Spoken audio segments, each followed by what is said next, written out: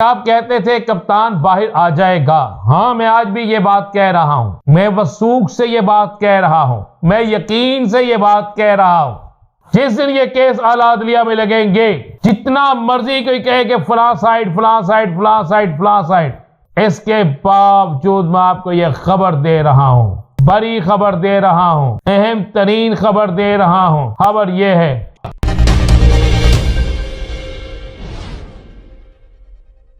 बिस्मिल्लाहिर्रहमानिर्रहीम, अस्सलातु वस्सलामु अलैका या सय्यदी या रसूल अल्लाह, अस्सलातु वस्सलामु अलैका या सय्यदी या हबीब अल्लाह। तमाम सुनने वालों को अस्सलाम वालेकुम। मैं हूं राना अज़ीम और आप देख रहे हैं राना अज़ीम ऑफिशियल यूट्यूब चैनल और फेसबुक पेज। अडयाला जेल में कप्तान के खिलाफ जितने केस थे वो तमाम के तमाम केस कि इतनी तेजी से उनके केसों के स्पीडी ट्रायल हो रहे हैं कि जिसकी पाकिस्तान के अंदर तारीख में कोई मिसाल नहीं मिलती। ऐसे स्पीडी ट्रायल के जिसकी इंतहा कोई नहीं। आज कप्तान के वकील सलमान सफदर साहब ने कह दिया है कि अपनी तरफ से तीसरी विकेट भी आज गिरा दी गई है, लेकिन ये तमाम गिरी हुई विकेटें 10 सेकंड, 15 सेकंड और 20 सेकंड इतना ही इनमें वक्त लगेगा। जब यह केस अदालतों में लगेगा, आला अदलिया में यानी हाई कोर्ट में, तो इतने सेकंड्स में ये तमाम विकेटें गिराने वाले खुद गिर जाएंगे, यानी ये फैसले गिर जाएंगे। एक खबर जिससे सुबह से मुझे बेइंतहा दोस्तों के फोन आए, सुनने वालों के फोन आए कि आप कहते थे कप्तान बाहर आ जाएगा। हाँ, मैं आज भी ये बात कह रहा हूं, मैं वसूख से ये बात कह रहा हूं, मैं यकीन से ये बात कह रहा हूं कि इमरान खान बाहर आ जाएगा। उन पर तमाम केस झूठे साबित हो जाएंगे। जल्दबाजी में किए फैसले आला अदलिया उड़ा देगी, बगैर किसी सबूत के दी गई सजा खत्म हो जाएगी।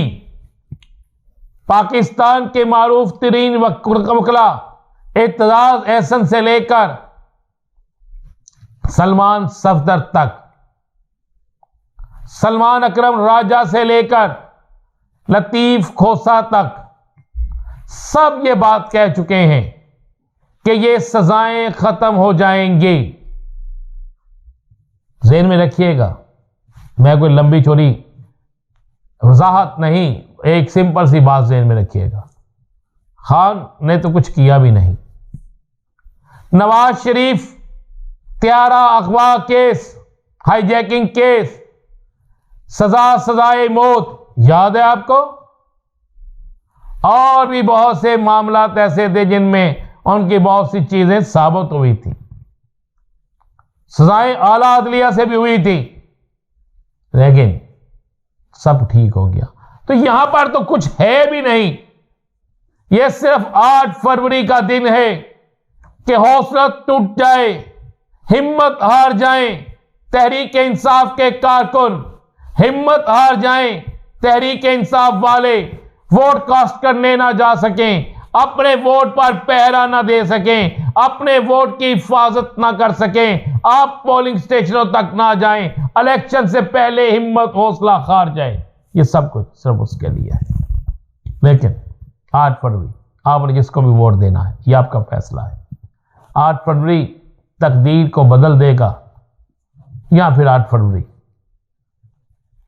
उस बयानिए को खत्म कर देगा जिस बयानिए की वजह से कप्तान जेल काट रहा है। उसने हिम्मत नहीं हारी। एक खबर आपको मैं दे दूं, 8 फरवरी को क्या होता है या क्या नहीं होता, इसके बगैर आपको एक खबर दे दूं, कप्तान हर केस से बरी होगा।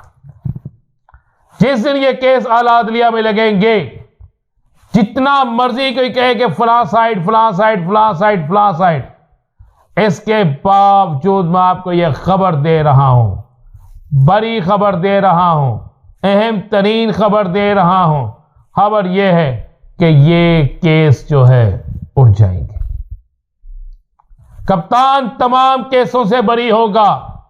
शाह महमूद कुरैशी तमाम केसों से बरी होंगे। बुशरा बीबी बरी होंगी। ये 3 केस कोई केस है?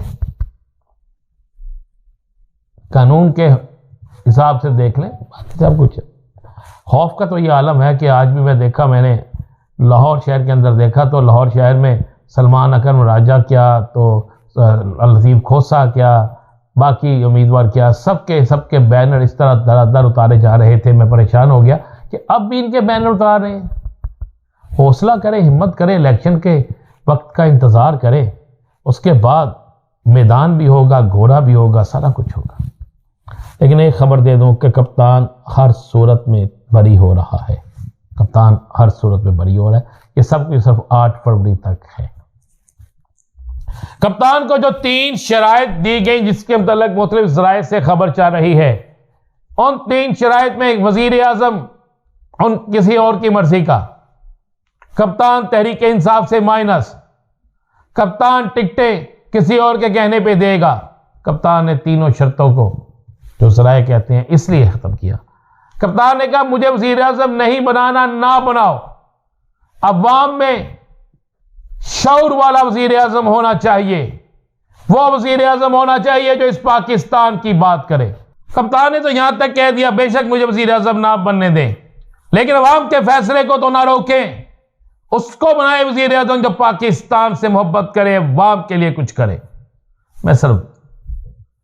मैं ना सुनता हूं तकारीर तो बड़ा हंसी आती है मुझे। ये जरा नवाज शरीफ साहब जो पाकिस्तान में सबसे ज्यादा इक्तदार में रहे हैं, कहां से कहां तक, जरा उनका इक्तदार की भी साथ हिस्ट्री लिखी है और मैंने उनकी जरा तकरीर भी सुनी। क्या फरमा रहे हैं? अल्लाह से माफी मांगो, मैं भी मांगू, आप भी मांगो माफी अल्लाह से, और ये यकीन रखो अल्लाह पर जिनको आपने पहले आजमाया है, तो उनको आजमाना दोबारा बार बार आजमाना ठीक नहीं है। इसी के मुताबिक फैसला कर ले। ये जो बिलावल साहब वज़ीर आज़म के उम्मीदवार हैं, उनका हुसदार में जलसा, किस तरह लोग जलसे से जबरदस्ती अंदर ले जाया जा रहा है, फिर किस तरह बाहर जा रहे हैं, जरा ये भी देख लें।